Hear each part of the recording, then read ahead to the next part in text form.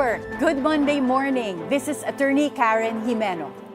Two next-gen Politikos from the tourist favorite Alaminos city in Pangasinan and an emerging Nueva Ecija town talk about fresh leadership and fearless aspirations. Here at the forefront.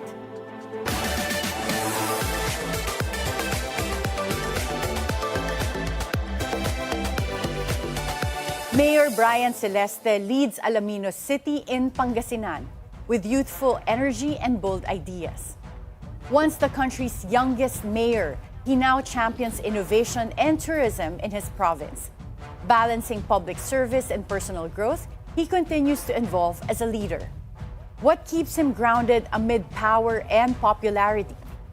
Joining us this morning is third-termer re-electionist Mayor of Alaminos City, Pangasinan, Arth Bryan Celeste. Good morning, Mayor Brian. Morning po, Attorney Karen. Okay, we'll start things light because we want to get to know you. Course. So we'll No start problem. with pictures on our LED and give us a brief description. Okay, let's start with this picture. So these are the other popular millennial mayors in 2019. Along with Mayor Vico Soto and Mayor Doña Tesoro, you were known as one of these young mayors. Paano kayo nagtulungan at that time nung first termers kayo as mayors? Well, actually, I'm very acquainted with both, actually, and especially si Mayor Doña, so we're friends. Before pa kayo mag-mayor? Hindi, nung nag-mayor na kami, nagsama kasi kami sa isang workshop noon, yung first termer as a mayor, kailangan mo mag-attend ng mga series of workshops to ready yourself, right? So, we know each other, and during the pandemic especially, nagtutulungan talaga kami in a way na nagbibigayan kami ng mga ideas kung ano ang pwedeng gawin para sa ating mga respective lungsod and to her sa kanyang municipality. Kaya malaking bagay din talaga that you have these networks kasi nagtutulungan talaga kayo. Sharing of ideas is one of the benefits of having these kinds of connections. Do you also end up collaborating with older mayors? Or would you say na yung mga young mayors meron talaga kayong grupo?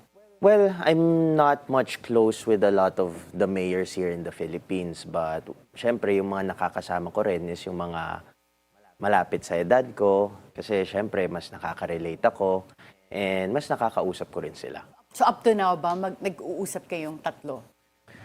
Through social media, small convo, even si Mayor Vico, I haven't personally met him but we know of each other. So, but ang ano ko talaga si Mayor Doña. Meron ka bang ka-close na mayor na wala sa picture na to? Syempre yung mga mayors around my district. So, I'm very close with them. We also have a group of young mayors na around the country. Before, hindi na kayo masyado nagsasama since the pandemic, but we have Mayor Randy of Alfonso Tagaytay and some of the mayors in Nueva Ecija. Let's look at the next picture. This is 100 Islands, and up to now, this is a timeless appeal. What do you think is unique about the 100 Islands? Well, I've been thinking kasi if what makes 100 Islands unique kasi 100 Islands right now kasi it's not really known yet compared to the tourist spots of Alaminos. Pero sabi ko sayang naman ito kasi ibang-iba talaga yung 100 Islands knowing that you are touring around a mini archipelago. So with this, yun yung unique factor ni 100 Islands kasi you're talking about 100 islands na iniikot mo in a day and compared to Palawan, kasi yung sa Palawan, yung mga isla doon, although they are very big and maganda naman talaga ang Palawan, pero malalayo siya eh. Ito kasi cluster talaga siya. Yeah, it's a left and right, makikita mo iba't ibang mga isla and iba't iba yung mga features nila. We have islands na it's a monkey island, we have island na may cave, and then ito may island na bat, all relatively in the same area. What innovation have you introduced to 100 Islands? One thing that we've done sa 100 Islands and continuously improving is we are slowly turning it into faith tourism. So, nagiging, ano na rin siya, what do you call this?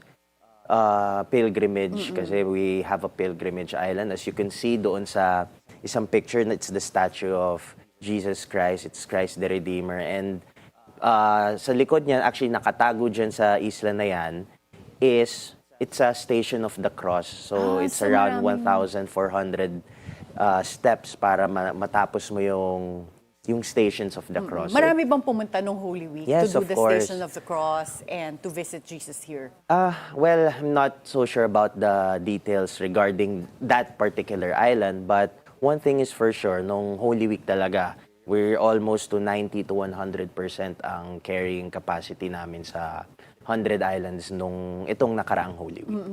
How do you balance between tourism and caring for the ecology, especially sa 100 Islands? Kasi it is a very unique, as you say, parang small archipelagic area. Well, one thing we do for the 100 Islands, unang-una, we don't overly commercialize the whole area. So, majority ng mga businesses dyan is either it is part of the co-op of the LGU or it's yung small activities like yung water boat. Pero in terms of big commercial infrastructure, wala pong company ang pinapayagan namin mag-invest sa 100 Islands. So wala yan mga resort na Wala actually po. dun sa Wala 100 pong Islands? resorts. Ang mga accommodations lang dyan is yung mga guest houses ng ating LGU that we rented out, and we have only around 8 per island. I mean 8 sa all throughout the whole island. Ito ba ang largest source of income for Alaminos? I could say that more or less ang income namin alone sa 100 Islands is 40 million. So that alone, and that's almost half of the income na nare-receive namin locally sa LGU po. Okay, so talagang importante siya, no, na ma-preserve. Aside from that, syempre yung mga accommodations. Kasi kami, very limited lang naman ang kita namin dyan eh. We're only talking about 100 pesos yung entrance fee. So what more kung ikaw yung restaurant, ikaw yung accommodations, ikaw yung mga boatmen. So malaki din talagang umiikot na pera sa turismo namin sa lungsod ng Alaminos because of tourism. That's great to hear. Let's look at the next picture. And this is getting to know you on a more personal level. Yeah. Your father is a current congressman, but he was also a mayor before. Was he the one who convinced you to become mayor? He gave me the idea. And for me naman, sabi ko, why not take it a shot? But he said na I have to earn the position. So ayaw niya na bigla na lang ako magbe-mayor, whatsoever. But sabi niya sa akin na kung gusto mong mag-alkalde, gusto mong magsilbi, you have to start at the very bottom. So I started as a barangay captain. At what age? I was 21. Ah, okay. So during that 1 time. year lang and then you ran for Yeah, mayor kasi at age. 2018 yun eh. Yes. That was the barangay elections. Sakto kakagraduate ko lang ng kolehiyo noon. So sabi niya, yan, kung gusto mong mag-mayor, ayan, you start with the bottom. Kung ma-enjoy mo, and then mag-usapan natin. Do you find that nakatulong yon yung pagiging barangay captain mo? May mga natutunan ka ba? Yes, actually, I could say na one of the hardest public service jobs here in the country is yung barangay captain talaga. Kasi, ano siya eh, what do you call this? You're the front Frontline, yeah. Frontline ka eh, and lahat ng problema, you have to deal with it. Even the smallest problems, kailangan mong ayusin. The smallest to yung away ng magkapitbahay hanggang sa may nawawalang ninakaw na baka up until sa lupa na kailangan ikaw ang unang... Ikaw yung unang pinagsasabihan. Yeah, and ikaw unang mag-aayos before sa korte. Kasi usually may ano yan eh, may process yung yan. barangay panlipunan, di ba? That's something it has to start is with the provided for by barangay. the law. And Yeah. if you can't fix the barangay, doon na saka na siya. sila makaka-file sa court. No? Yes, exactly. And speaking of frontline, nung panahon mo as a first-term mayor, nagkaroon ng COVID-19. How did you face that challenge? And what did you do differently as a young mayor? Well, actually, nung panahon ng COVID, I took it as an opportunity. Kasi syempre, nung nanalo ako, I was 22 years old. So, there were a lot of doubts na who's this young kid, napakabata, doble yung edad ko dito sa batang ito. So, maraming ganon. And for me, I took the COVID pandemic as a challenge, as an opportunity to showcase what I can do as a leader. And true enough, yun nga yung nagawa namin. And pinakita natin na even young leaders as young as me during that time, I was 23, could actually serve the public and not be a hindrance in public service. According to our research, nagpamigay ka raw ng food or ayuda worth 25,000 pesos sa constituents mo nung 25,000 people pala, sorry, yung nabigyan mo. How were you able to manage doing that with the limited resources from the LGU? Yeah, actually yun yung isa sa nakilala daw ako nung COVID was tuloy-tuloy yung ayuda na natanggap ng aming mga syudad. Siyempre, I think it's more on proper planning and meron naman kasing funds ang LGU and at the same time yung strategic realignment of funds. Yun talaga yung nagawa namin para yung upkeep ng pag-ayuda po namin is mabigyan talaga namin yung mga kababayan namin. We're talking about 25,000 households.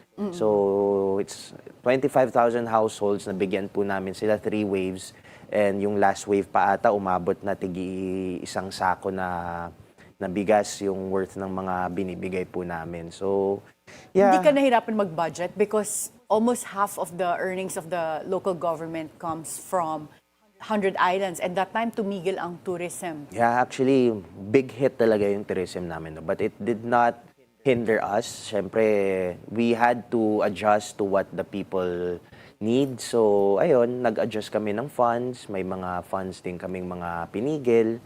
And may funds na slinash. And then, pinasok talaga doon sa COVID response po namin. So, ayun, come pandemic, medyo nakatulong tayo, hindi po nahirapan ng ating mga constituents, and at the same time, naka-adjust din tayo sa pandemic.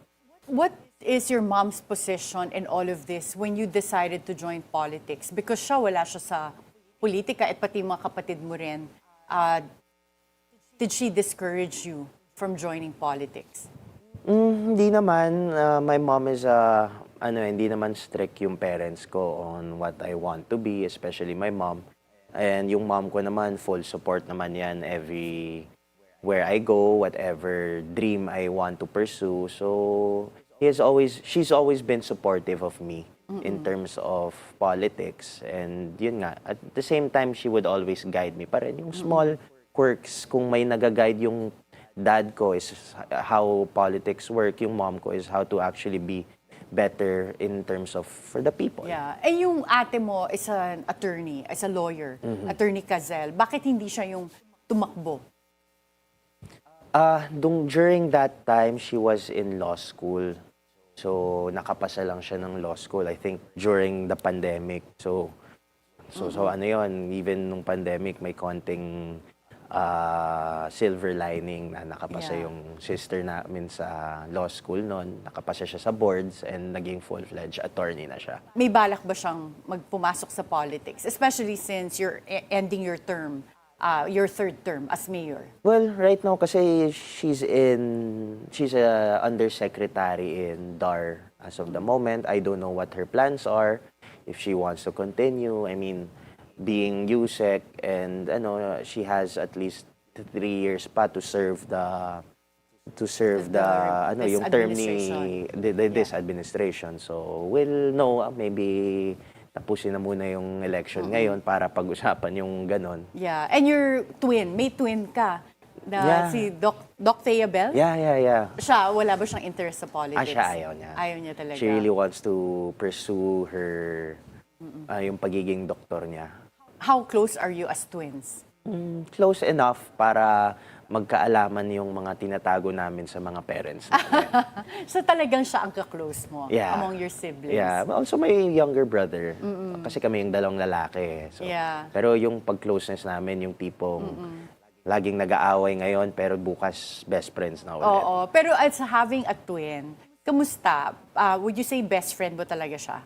Well, I could say na best friend ko siya in a way na kami yung magsasama palagi and we have mutual friends eh. Kasi yung barkada namin is magkakakilala eh. So, kami nagkakaalaman kami kung ano yung chismis sa barkada niya, whatever, yung mga ganon. And lastly, but with your dad, since ikaw, third term mo as mayor, would you switch in the next elections in 2028? Would you consider going to Congress and then your dad going back as mayor? It's not really something that we've talked about yet. For me kasi, ang focus ko is to finish the term and yung dad ko is nasa first term pa siya. So it really depends kung ano yung gusto niya, if he wants to continue his stint in Congress or whatever. Nakadepende naman po yan. But it's really, ang focus namin ngayon, syempre yung election this May, kasi even though post kami ng dad ko, yung mabigat na laban is yung my brother. So yun mong main focus namin. Yung brother mo is running for what position? Mayor in Sual. Ibang mayor. How come ibang city yung brother mo? Lumipat siya doon kasi doon yung supposed to be yung tito ko before. And naging post kasi yung political namin doon, which was Dong Kalugay. So, ayun, yung full support kami sa kapatid namin, syempre. Ayaw din naman namin na siya, what do you call this? Yung kami, wala kaming kalaban, tapos siya matatalo sa election. So, we don't want that to happen. Kaya focus muna kami ngayon sa election. Are you concerned about having a political dynasty? Is that what is your position on that? Well, for me naman, ang political dynasty, it has its right and wrong. Kami naman, syempre, we're not known to be a political dynasty because nambabraso kami or we use the 3Gs, the guns, goons, and gold. Actually, there's a reason why we are unopposed in the district and in the mayorship. It's because we give out service. The people know that the services that we give are seen by the district, by the city, and that's the reason why we're unopposed. Imagine mo, there are a lot of political dynasties, even when they're a dynasty, even when they're a strong dynasty, meron pa rin at merong lumalaban. But in our case, it's different because the people know na itong si Congressman Arth Celeste at itong si Mayor Brian, pag nakaupo sila, nagsisilbi sila sa tao. And for me, that's the best case scenario of when people ask me if what's my take on a political dynasty. It has its right things and it's wrong. Then may mali siya, may tama. So yung kami naman, basta binoboto kami ng tao at nakikita nila yung serbisyo, o di yun na yun. Okay. And yung art mo is from your dad. Pero hindi siya Arthur talaga. A-R-T-H lang. Art lang talaga siya. Art. Okay, it's after your dad's name, but not fully. Yeah, nadagdagan na ng Arth Bryan. So, Okay. Okay, next picture.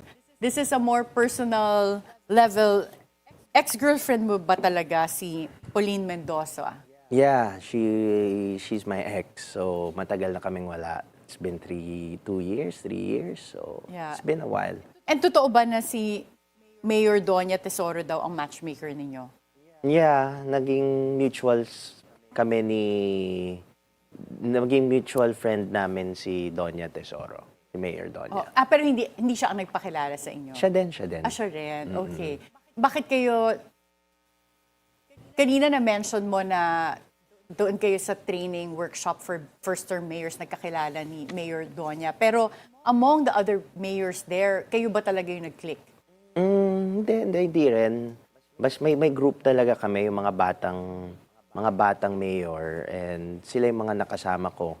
So yun nga si Mayor Randy ng Alfonso, Tagaytay, and some mayors of Nueva Ecija, si Mayor Neri and si Mayor Trina. So, kami mga magkaka-close nun. What was it like being girlfriends with, having a girlfriend that's an actress? Nahirapan ka ba na when you go out, Hindi wala naman. kayong privacy? Hindi naman, kasi sanay na rin naman ako sa public and I don't really shy away from the public.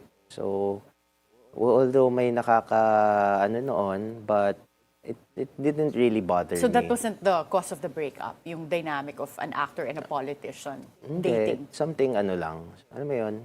Di bagay sa isa't isa. So, Okay. Well, let's look at the next picture. And this is beauty queen Isabella Bilasano, who's the Miss Face of Beauty International 2024. So you hard launched her on your Instagram. So for the record, is she your girlfriend? Yeah, yes, of course. Okay. Gaano na kayo katagal together? We've been dating for 1 year. So last year kami nag-start. And ngayon, we're going strong naman. Is she helping you in your campaign? Not that you need any help because you're unopposed, but is she helping not just in the campaign, but when also in your duties as mayor? Not really. Actually, she has her own life, which I admire. So, ano siya kasi, she's a speech pathologist and very hectic din yung work niya, schedule niya. She works with people that need speech therapy.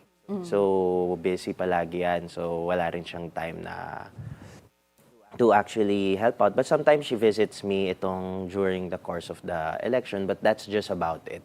But sabi ko, you just do what you do, and I hope you, basta matulungan mo. Syempre, she has her own thing in Albay because she's from Albay. Nagbabalikan siya palagi because she has patients in Albay. So sabi ko, you can focus on your work.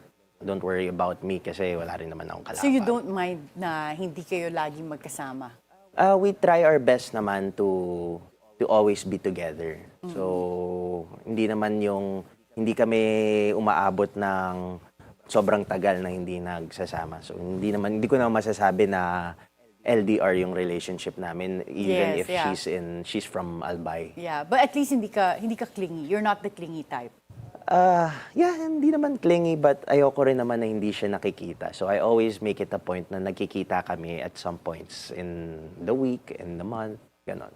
But no pressure yet from your parents to settle down and get married? Syempre meron na din. So, it's not really from the parents, but of course, for me, because ayoko rin naman tumanda and yung mga future kids ko, hindi ko na maabutan kasi matanda na ako, nagkaanak, di ba? So, I wanna grow old with the future kids that I will have. Okay, so let's talk about your plans as mayor for your third term. What are your top 3 priority projects under the infrastructure plan? Ngayon, ang mga big infra namin na pinag-uusapan with syempre, I always have talks with my dad kasi he's the congressman. So, gusto ko in line kaming dalawa. But one thing ang nakafocus ngayon ang aming syudad is 3 things. Unang-una, yung bagong dinedevelop po namin na commercial area. So, it's starting up with a City Hall Annex. So, may tinatayo kaming City Hall Annex under bare land. So, we're planning to urban plan the whole area para maganda ang urban planning nito. And doon sa City Hall na yon, isasama doon will be the college that we want to build for the city. So, gusto namin talaga main investment ng city is education. So aside from our scholarship program that we heavily invest on, we're investing 40 million a year and increasing for our scholarship program. We plan to build up a school.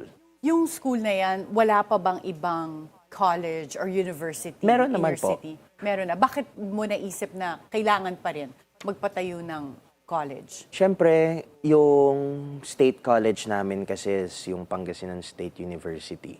Ano na siya actually, it comes to the point na hindi na nila tinatanggap lahat kasi puno Puno na. na, okay. Puno kasi very small din yung campus nila. So anong capacity nila currently? That I'm not so sure, Yeah. but I've been to the campus and maliit talaga siya. Although they have a big land, actually nag-donate pa kami ng lupa sa PSU, sa Pangasinan State University, but syempre yung budget nun is outside our jurisdiction kasi it's a state college. So, meron talagang sariling pera yung Pangasinan State University because they have a lot of campuses all throughout the province. And you're confident na makakakuha kayo ng enough teachers for the college? Yeah, actually, ang inaano talaga namin ngayon, yung infra. So, we just took out with a loan. So, whenever we loan kasi, we make sure that it goes to the right projects, which is yun nga, schools, the city hall, kasi yan, it generates economy. It's a stimulant, economic stimulant siya doon sa mga areas na gagawan mo. What about livelihood? Do you have any plans to further increase livelihood in your city? Yung livelihood program namin, although we have yung mga small programs that we do for our constituents, yung mga small livelihood programs, but in terms of livelihood on a major scale, what we do is to steadily improve 100 islands. Kasi alam naman natin ang isang problema ng ating bansa is yung unemployment. And that's what we do. We constantly improve our tourism para mas dumami ang investors. And with the rise of investors in our city, we give out employment.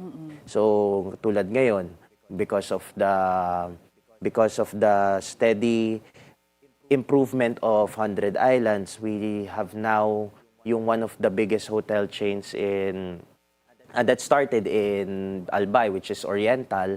So, kaka-open lang nila itong year na ito for that. So, napakaganda rin ng aming binibigay na trabaho kasi ilan ang mabibigyan na trabaho nung we're talking about hundreds. So, you really want to concentrate on ecotourism. Yes. Based on your experience so far, now you're going to have a 3-term mayoralty.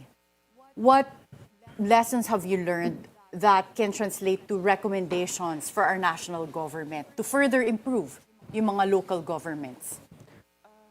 Siguro yung lessons that I would, actually maraming nagbe-benchmark sa city namin. So we're always one of the forefronts of municipalities, cities that benchmark for good practices. And it's malaki yung LGU Alaminos, laging pinupuntahan. But one thing siguro na marirecommend ko is yung one of the big programs that we do is yung investment namin sa education. Actually, yung 40 million a year na investment namin, the reason why it steadily increases. Kasi every graduate, as long as graduate ka ng you're from Alaminos, you are pwede kang kumuha ng scholarship grant as long as isa ka lang muna sa scholar from your family. So that's one thing that we do, kaya every year talaga tumataas yan kasi every year may gumag-graduate from high school and tumataas talaga yung mga scholars namin. So you think the national government should have more focus on at least fund education? Well, although they do, meron tayong mga may sariling initiatives din naman ng national government. But to actively focus on education as a sector is the one thing I would recommend the national government, because at the end of the day, itong mga estudyante natin will become the next citizens. Yeah. And mapapalitan tayo. And we want to make sure when that happens, ready yung future citizens na papalit sa atin. And alam natin na hindi mapapabayaan yung bansa natin when that comes. Yeah, that's a good point. Yeah. We'll have more of Mayor Brian Celeste in a while. In the meantime, we'll get to know another next-gen Politico when At the Forefront returns after this short break.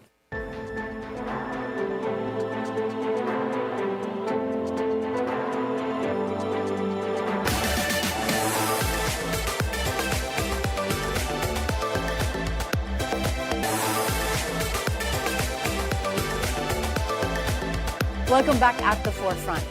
From an agricultural town far from the madness of the city, her mother, the incumbent mayor of Cuyapo, Nueva Ecija, transformed their province into an emerging agro-tourism hub.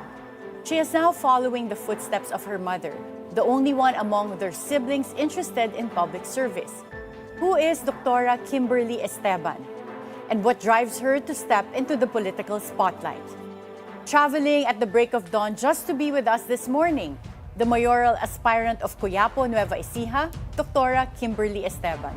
Good morning, Dr. Kim. Good morning, Attorney Karen. Thank you so much for having Thank you for me. being here today. So we'll start with what we did with Mayor Brian earlier. We'll show you photos on our LED so that we'll get to know you better. So we'll start with this photo. So this is Sirmata, tama ba? Sirmata Natural Park. Yes. Yeah, that's Sirmata Eco Farm, the one that I am handling right now. It's our business, family business. So, it's one of the isa sa mga pinupuntahan ngayon in Cuyapo. We opened it during pandemic period. So, parang pandemic baby namin siya. Naisipan niyo siya gawin during the pandemic? During pandemic, because we can't go anywhere, diba? So parang wala kami mapuntahan and we always do biking in our mango farm. So mango farm siya ng family namin for how many years already, even before politics. And then we suddenly had a thought na, what if we develop natin to? And then we developed it into a restaurant no, at first. And then the restaurant became a resort na meron na kaming villas, cabins, and that's the chapel on the lower right. Yeah. Yeah, so that's the so chapel. Nice, it's all glass. Yeah. Hindi ba mainit yan? Hindi naman. We have aircon, and then that's where I got married also. Oh, nice. You I'm got married during the pandemic or after? Kakatapos ng pandemic, 2022. So, I'm the first na kinasal sa chapel. Paano kayo nakapag-construct during the pandemic? Hindi ba mahirap mag-mobilize? Kasi ang daming mga restrictions, even yung mga quarantine. Actually, that's one of the reasons why we built Sirmata. Because a lot ng mga trabahador in Cuyapo, no, especially yung mga sa construction, they can't go to Manila. No? So walang nakakaalis ng Cuyapo, walang nakakaalis to go to construction.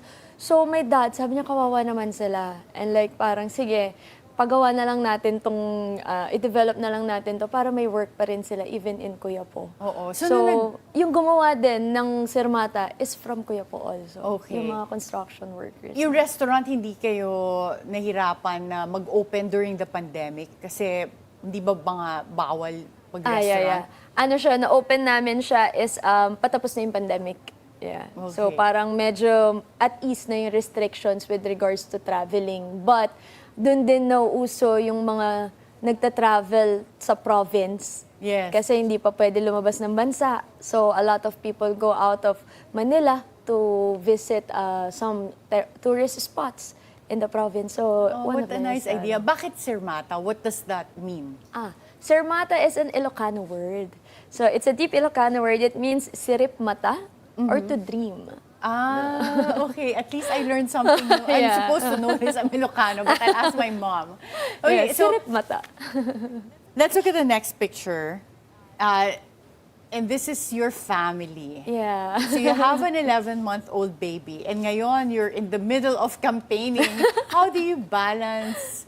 Well, one, you're also managing a business and being a doctor, and now campaigning, and then you have a baby. So how do you manage all of that? Yeah, well, actually, siguro naman time management, and also I have a really good support system. I have a husband who's really a family guy. He's the one na talagang very hands-on with regards to our baby when I'm campaigning, and then my in-laws are there, my family is there sa bahay namin kapag kailangan ko, and also para kasing siya na yung pahinga namin lahat.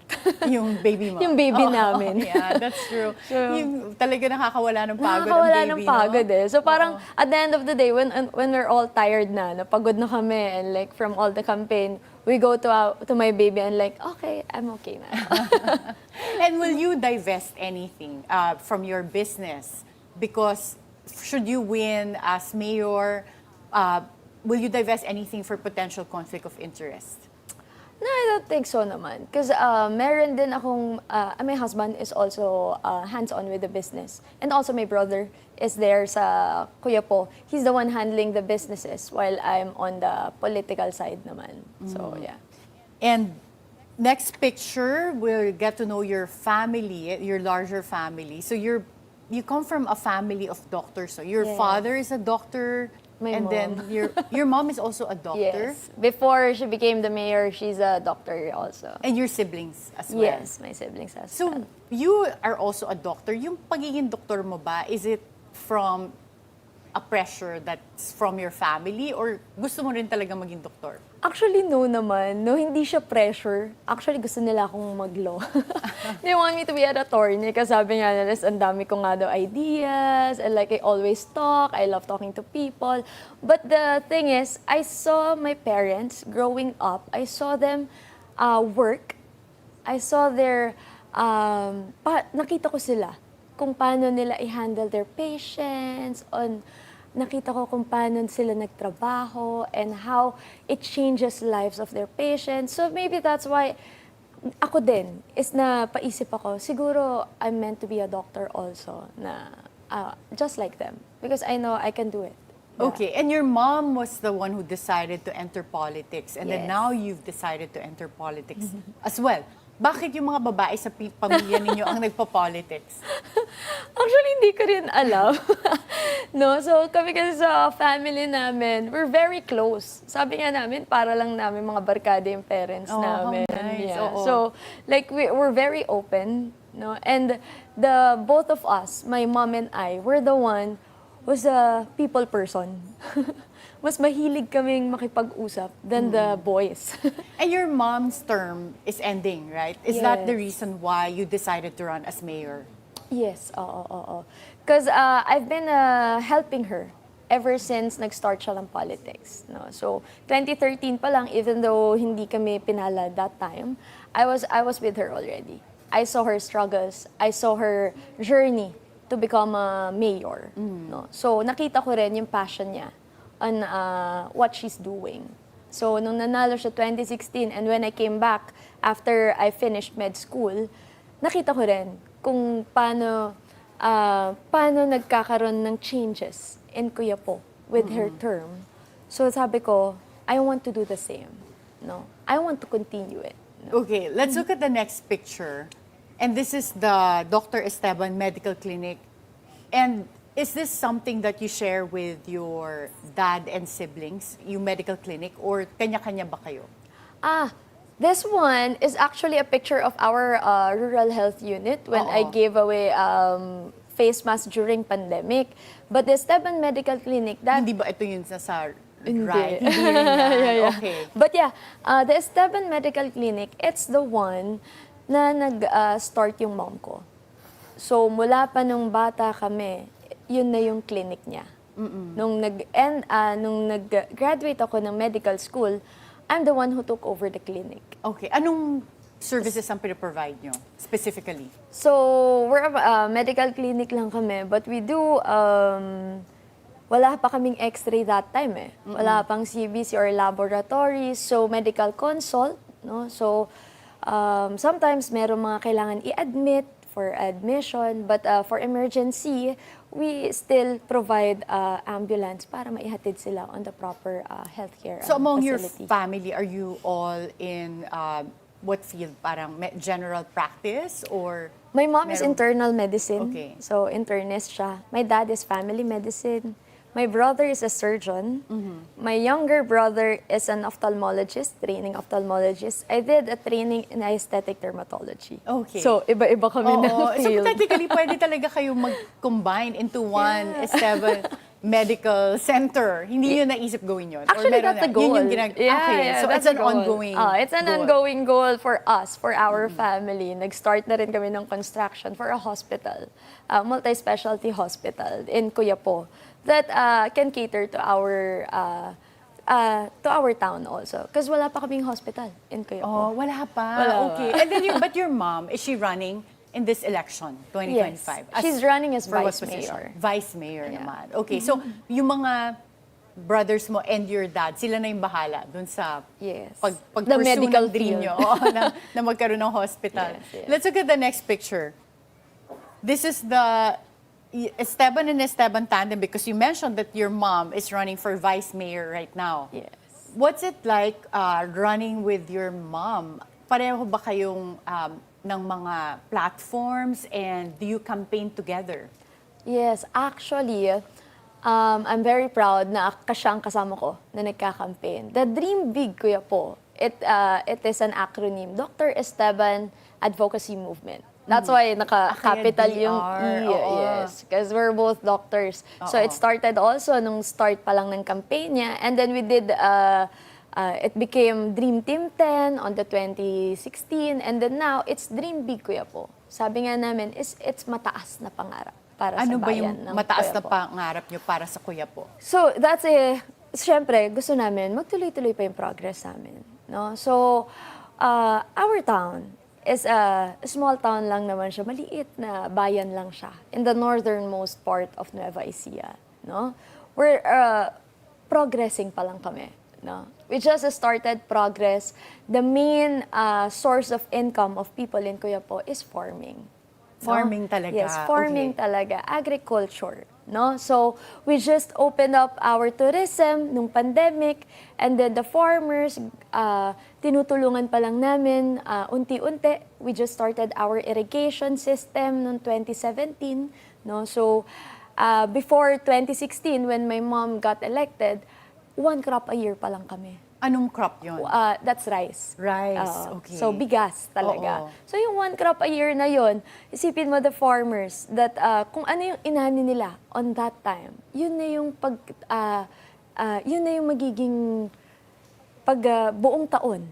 Is yun na yung magiging pera nila. Yeah. No? So what we did, so binigyan namin ng support our farmers, no? So nag-open na ng irrigation, 2 crops a year na kami ngayon. And then we did some farm to market roads, a lot of farm to market roads, so they can pwede nilang dalhin na yung mga bigas and all their crops nang mas malapit sa bayan. Would you say na nag-improve na yung condition ng mga rice farmers ninyo? Oh yes, definitely. No? I can see it nang pagpunta pa lang namin sa barangay. No? With the inflation ba, nakikinabang ang mga farmers sa increase in prices sa commodities katulad ng bigas? Actually, that's a problem. No? Even if medyo mataas ang presyo ng bigas, pagdating sa farmers, medyo mababa pa rin ang kuha sa kanila. It goes as low as 13 pesos per kilo. Wow! Yeah. Imagine mo kung makuha yan ng consumer sana na Yes. kahit dagdagan pa nila yan, Yes. kung kahit 20 pesos, bakit nagkakaroon ng malaking gap from dun sa kinikita ng farmers and yung kami naman, yung mga tao, yung mga binibili natin, ang sobrang mahal na mahal. ng ano ngayon. So I think it goes with supply and demand also. No? So minsan mas marami yung supply natin. No? So in the end, parang mas marami silang nakukuhaan, no? Ng supplies. So yung farmers natin, minsan nagigipit na sila kasi hindi na sila makapag-imbak ng mga bigas nila. So kahit mababa na yung presyo, bibigay na nila, ibebenta na nila.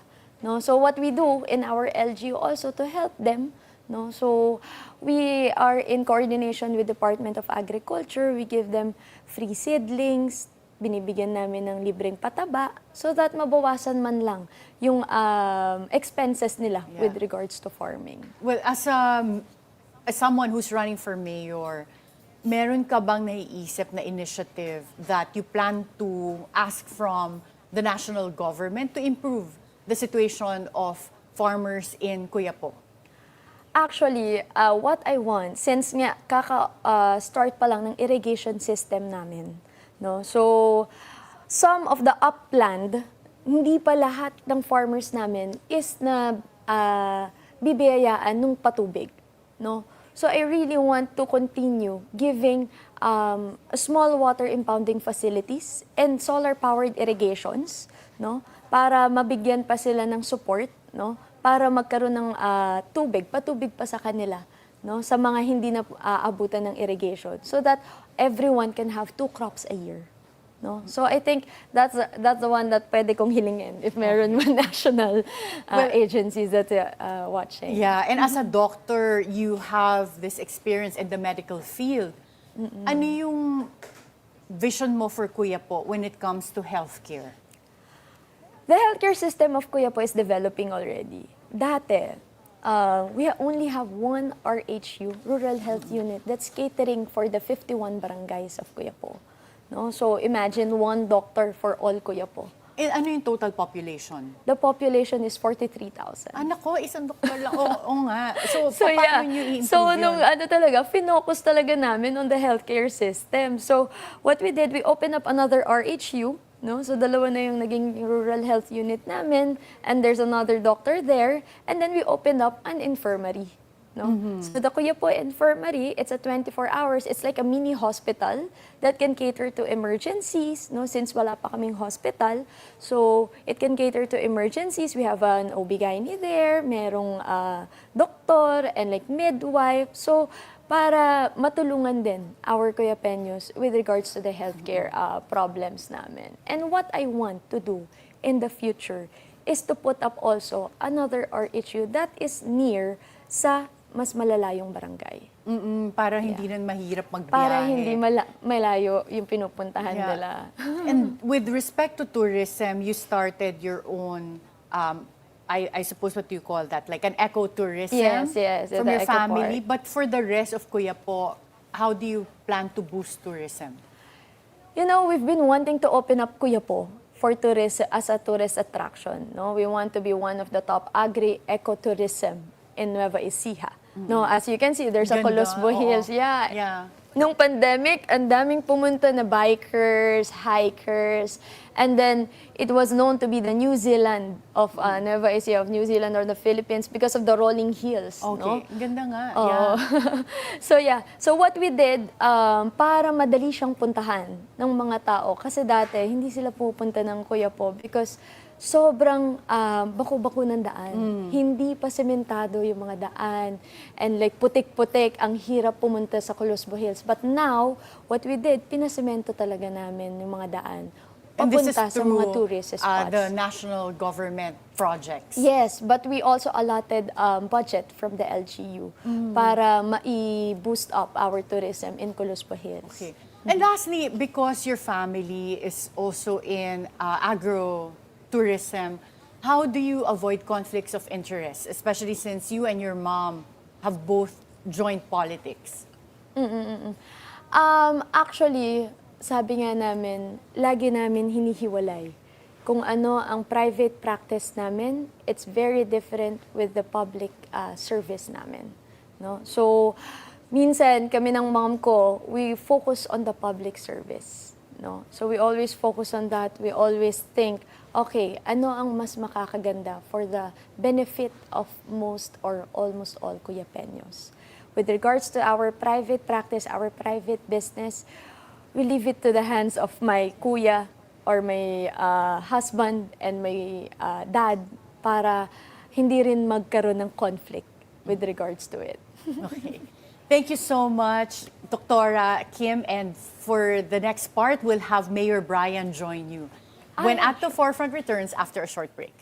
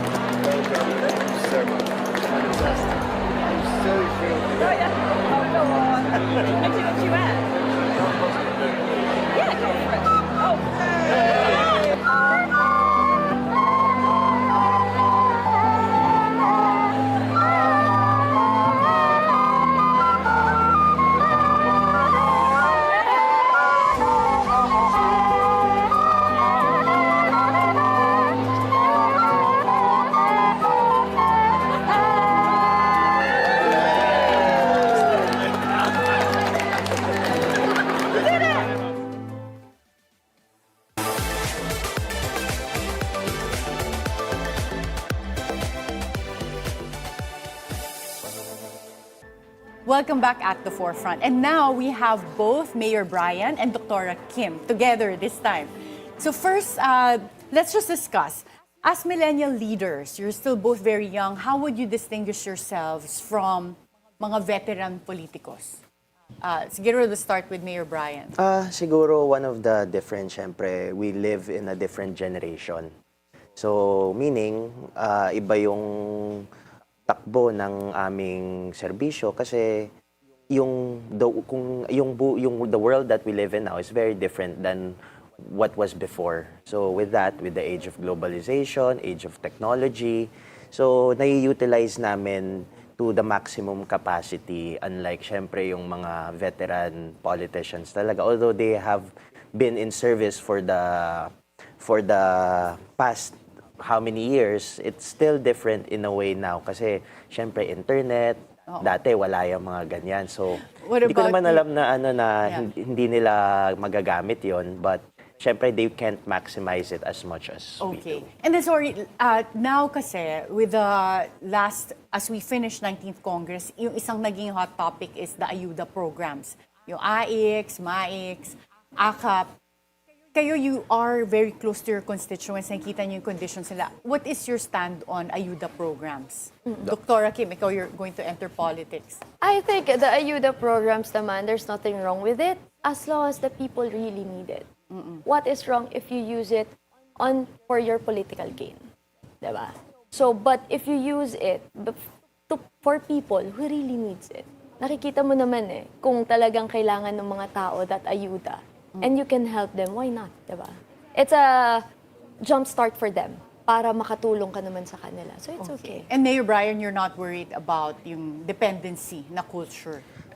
Siguro for me, one of my suggestions is to be more scientific with the ayuda program. So if I was the national government, I'd really invest more on livelihood programs kasi mas talaga yon, mas what do you call this, mas self-sustaining and alam mo na natatrack mo kung itong nabigyan mo ng livelihood program is nagagamit ba ng tama yung nabigay na ayuda ng gobyerno kasi same naman din in a way yung niyan, you give financial help, but yun nga, if it's a livelihood program, at least you get to track kung saan napupunta yung pera. Okay, since we're close to running out of time, I'm going to ask you both just to complete a sentence. So no need to explain. Mabilis na sagot. Okay. So start with Mayor Brian. The right age to settle down and get married is? Before 30. Okay. My best tech skill is? Sorry, best what? Technical skill is? Dr. Kim? Skill, wait. Nagulat ata ako. Okay.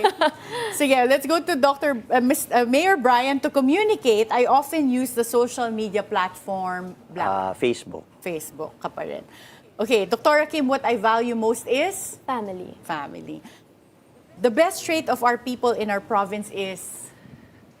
Resiliency. Oh, wow. Okay. When I have to make a difficult decision, the person I seek advice is? My mom. Naisip ko rin yung sagot. For you, ha? The biggest challenge I encountered in life is? Mayor Brian. People. People. Oh. If I could talk to my younger self, I would say? You can do it. Nice. Believe in yourself. Mayor Brian, if I am in my 50s, I should have accomplished? I should have accomplished a legacy in my city. Legacy in your city. And Dr. Kim, the next president of the Philippines should be? Should be one with the people. One with the people. Okay. And now, since kanina pa ako nagtatanong, sabi nila, it's time for you both to ask me a question. So, based on a blind tasting. Blind na nakikita ko, pero I really don't know which ones are your own longganisa. Okay. So, titikman mo. So ngayon, papatry nyo sa akin yung mga, I don't know kung alin dyan yung longganisa nyo, so don't tell me. Yes. Okay. I will try it and then I will guess. So meron tayong two kinds of longganisa here. One is from Nueva Ecija and one is from Pangasinan. Pero actually, I can't identify nga kung alin dito yung typical of Pangasinan or Nueva Ecija. So pag makita, ito yung smaller yung isa, no? Okay. Sayang walang suka. The best yan. Oo. How was it? Ang sarap to. But, ang sarap siya, ha? Just the right amount of meat and may pagka, hindi siya masyadong garlicky, hindi rin masyadong maalat. And then this is, okay, this one I can tell na mas marami siyang taba. So, pag yun dun sa mga mahilig na, okay.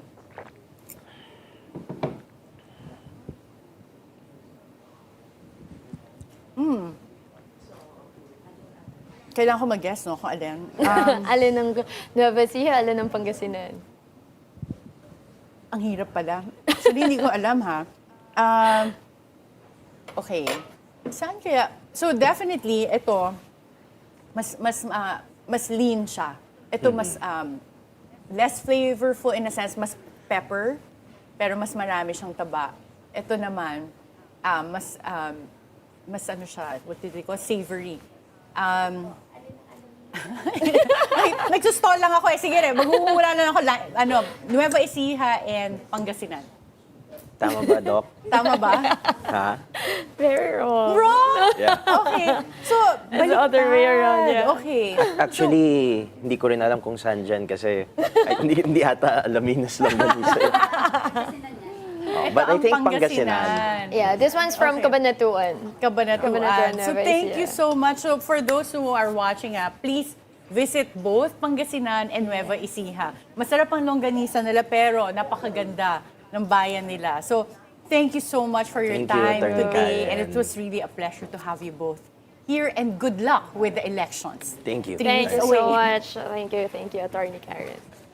Young, driven, and full of purpose, Mayor Brian Celeste and Dr. Kimberly Esteban are redefining public service. Their passion reflects a new wave of leadership rooted in legacy, vision, and heart. Be timely informed, be insightful of the news. Always stay at the forefront. Join us again tomorrow for meaningful conversations and a fresh take on issues that matter in our daily lives. This is Attorney Karen Jimeno. Thank you for spending your hour with us.